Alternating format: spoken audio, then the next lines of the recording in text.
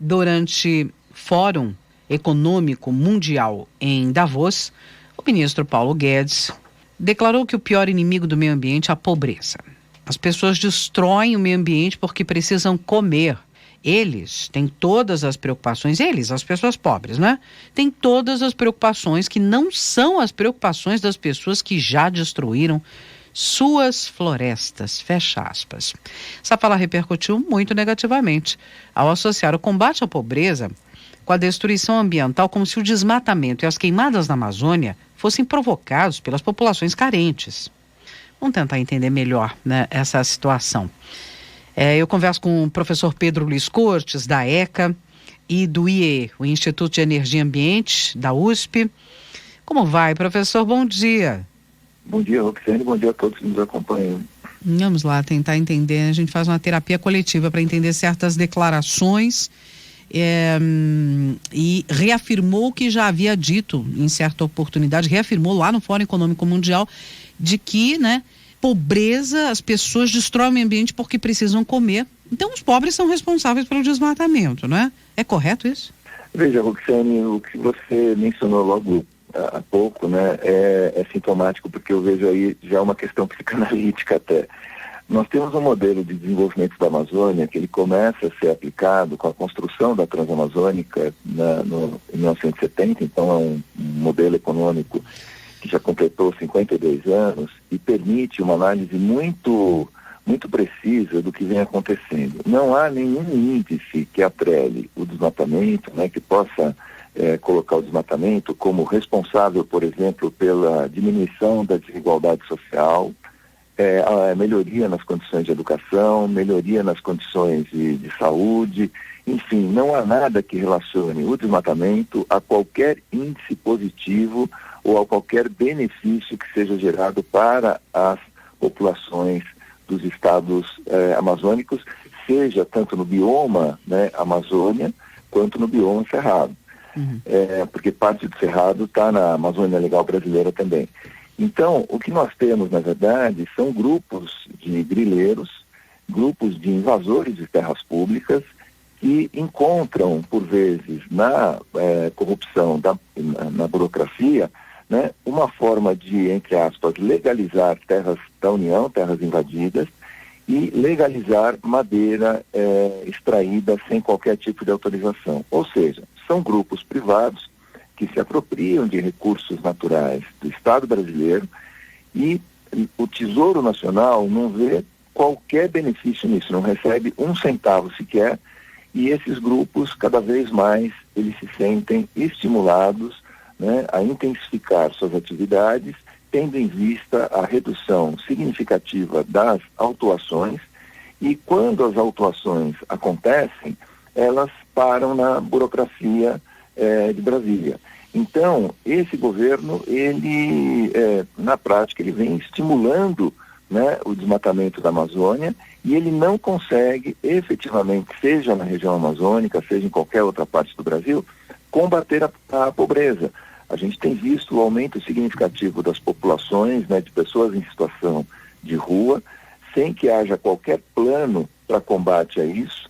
Nós não temos um plano nacional de habitação, nós temos o SUS frequentemente sendo condenado, né, sendo minado por pessoas ligadas ao governo federal ou membros do governo federal.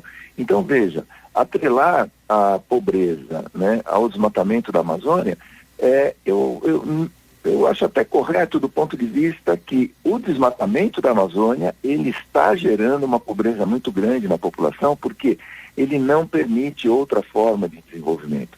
Muitas vezes as pessoas que acabam sendo contratadas por esses grandes grupos, né, para fazer o manejo de equipamentos, tal, são pessoas que trabalham em situação análoga à escravidão. Então são pessoas que acabam sendo extremamente prejudicadas, não só pela questão ambiental, mas pela questão social que está atrelada ao desmatamento da Amazônia. Não pode se dizer que assim, a pessoa que é pobre, a pessoa que é carente, desvalido, vai lá, vai desmatar, porque com isso ele vai conseguir algum benefício. Não, quem vai para o desmatamento são os grandes grupos de grileiros, são grupos organizados, são grupos que têm recursos. E veja, muitas vezes patrocinando candidaturas a cargos públicos. Então, com isso, eles conseguem uma bancada, seja nos estados, seja em Brasília, com uma espécie de blindagem, né? E sempre alegando, não, o desmatamento, os madeireiros, eles geram emprego. Se a gente combater o desmatamento, nós vamos gerar a fome. Como se a fome já não existisse há muitos anos, há muitas décadas, por meio desse modelo, né, entre aspas, de desenvolvimento econômico, que nada mais faz do que replicar aquele modelo extrativista que foi utilizado durante o Brasil colônia. Uhum. Bom, continua tentando se justificar.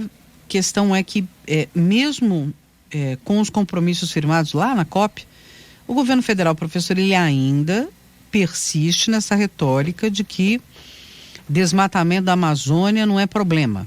Enfim. Veja, Roxane, os compromissos, eles foram muito bem costurados porque eles foram conduzidos pela equipe do Itamaraty. O Itamaraty tem uma grande especialização, né? Tem uma equipe, uma formação de excelência para a condução desses acordos internacionais, tem assim, uma forma brilhante de atuação. Agora, não basta simplesmente celebrar esses acordos, o que tem efetivamente é que ter vontade política para que eles sejam conduzidos, para que esses acordos sejam executados da nossa parte. E isso não tem ocorrido. Nós temos enfrentado desmatamento recordes. Essa semana o presidente Bolsonaro, ele deu a entender que nós precisamos de novos satélites para fazer uma cobertura correta, porque ele diz que há muito erro na cobertura nas imagens atuais e que muitas vezes vai se verificar que o desmatamento, né, que as queimadas ocorrem sempre no mesmo lugar, o que não é verdade, porque veja, essa metodologia, eu já disse aqui várias vezes, a metodologia utilizada pelo INPE é uma metodologia reconhecida internacionalmente. Uhum. Os pesquisadores do INPE têm grande especialização e o Brasil usa, em boa parte, serviços de satélite, ele aluga serviços de satélites estrangeiros. Então, se as imagens não tivessem boa qualidade, bastaria ele trocar o serviço. Falar assim, não vou comprar imagens desse satélite, vou pegar de um outro satélite que tem uma resolução, tem uma qualidade melhor. Então, veja, isso não se justifica. Agora, o que eu não entendo, sinceramente, por isso que eu digo que é uma questão psicanalítica, né, é a insistência do governo em negar que o problema é real, que o problema é de fato um problema e que vem drenando recursos do Estado brasileiro em benefício de grupos privados. Isso há décadas vem acontecendo. E a gente tinha, né, a partir do início desse século, nós começamos a ter uma fiscalização mais intensiva, nós tivemos uma estruturação do IBAMA, do ICMBio, está certo que esses órgãos trabalhavam com uma equipe reduzida em função de restrições orçamentárias, mas nos últimos 4 anos, esses órgãos foram simplesmente aniquilados, né? Foram desmantelados, então não há mais fiscalização como deveria, e isso funciona como uma carta branca para que esses grupos, sejam de madeireiros, grileiros, garimpeiros ilegais, intensifiquem suas atividades na Amazônia. Não há justificativa econômica para isso, porque, encerrando, como eu disse, não há nenhum índice que atrele essas atividades, que ligue essas atividades ilegais a algum benefício social, educacional, saúde gerado para a população. Não, a população continua cada vez mais pobre e mais desvalida. E num tom completamente diferente ali fora dos discursos, né, das personalidades que se pronunciaram em Davos. Enfim, vamos continuar tentando entender. Professor Pedro Luiz Cortes, da ECA, do IEE, o Instituto de Energia e Ambiente aqui da USP. Tem também o canal no YouTube, onde você pode acompanhar nossas conversas semanais, o Ambiente ao Nosso Meio, assim como a publicação que fazemos em nosso portal jornal.usp.br. Vai na barrinha Atualidades, Jornal da USP no Ar, primeira edição, e você encontra todas essas edições semanais. Professor, muito obrigada mais uma vez. Eu que agradeço, uma boa semana a todos.